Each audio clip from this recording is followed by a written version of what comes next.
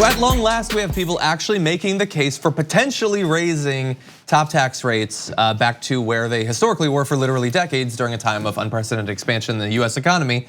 And the response to that, the shock that we would ever go back to where we were a couple decades ago, has at times been a little bit childish. I would say the arguments used against it have been childish, but rarely have they been literally childish. And we have an example of that here. So Scott Walker, former Republican governor, here's what he had to say about this recent conversation.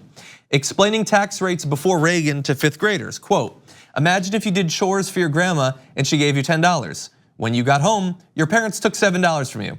The student said, that's not fair. Even fifth graders get it." Wink. There's no winky face, but he definitely winked when he tweeted it.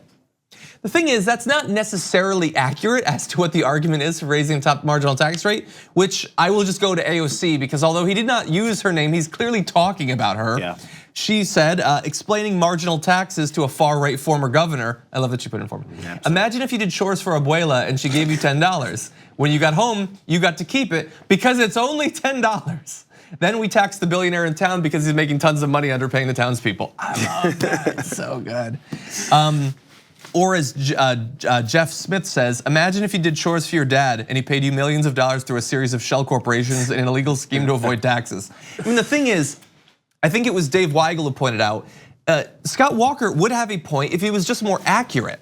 Imagine if you did chores for your grandma and she gave you $10 and you have already made $10 million that year. Then she took $7, perfectly accurate analogy. You know what, also, if we're gonna go through all the analogies and saying fifth graders are gonna be mad about, so how about we say things like, hey, imagine you get paid this much amount of money and we're gonna take, we'll go up to still the $7 of your 10, and we start doing things with it that you didn't want done with, and say it's in your name, and say, hey, fifth graders, we're putting $7 of your $10 to wars that you had wanted to have nothing to do with. They go, why are you using my money on stuff I don't want? And I actually want my money for me. That's what you guys are saying about entitlements. And entitlement programs that actually help the people that pay for them. You say you don't deserve the money that you put out that comes back to you, but we're gonna take your money and use it for things that help us and people who didn't put into that same pot.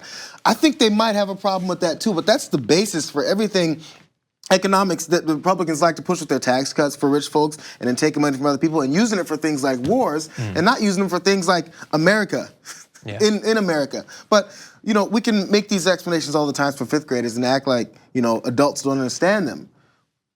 Just at least keep it consistent is what I would hope for. Yeah, and I would point out, I mean, it's not just that Scott Walker that it's a stupid explanation, it's a purposefully deceitful explanation.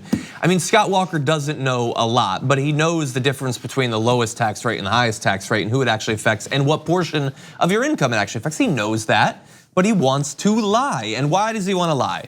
So that his taxes won't be raised, so that his donors' taxes won't be raised. That is perfectly understandable, but still loathsome. I get why anybody who makes millions of dollars, for the most part, except for a few great individuals who still want taxes to be where they should be at, even though it would affect them, they're not gonna want their taxes to go up. We totally understand that. We should not be surprised by these sorts of attacks. But it is refreshing to finally have someone making the counter argument that AOC is not gonna back down because some former governor did a ridiculous cartoon version of her argument, that they actually respond, that they actually make the case. That is good. And by the way, there's a reason I think that this conversation is sticking and that more people are signing on to it. A poll published Tuesday shows broad support for the proposal from Ocasio-Cortez to hike the top income tax rate to 70%. The survey found 59% of voters backed the idea, including 45% of Republicans.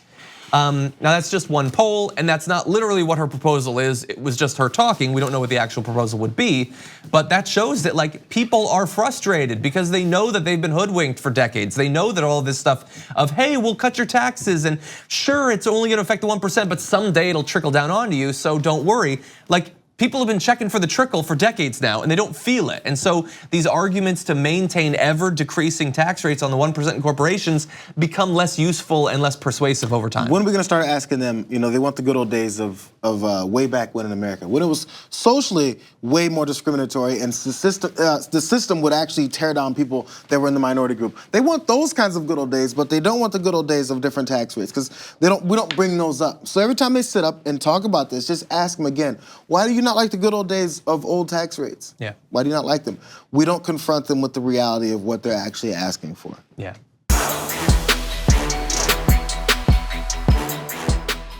Thank you very much for watching this clip from the Damage Report. If you liked it, don't forget to subscribe to this channel and ring the bell on YouTube to get notifications of our new videos. And of course, you can catch the full Damage Report live every weekday at 1 p.m. Eastern, 10 a.m. Pacific on TYT Network on YouTube TV.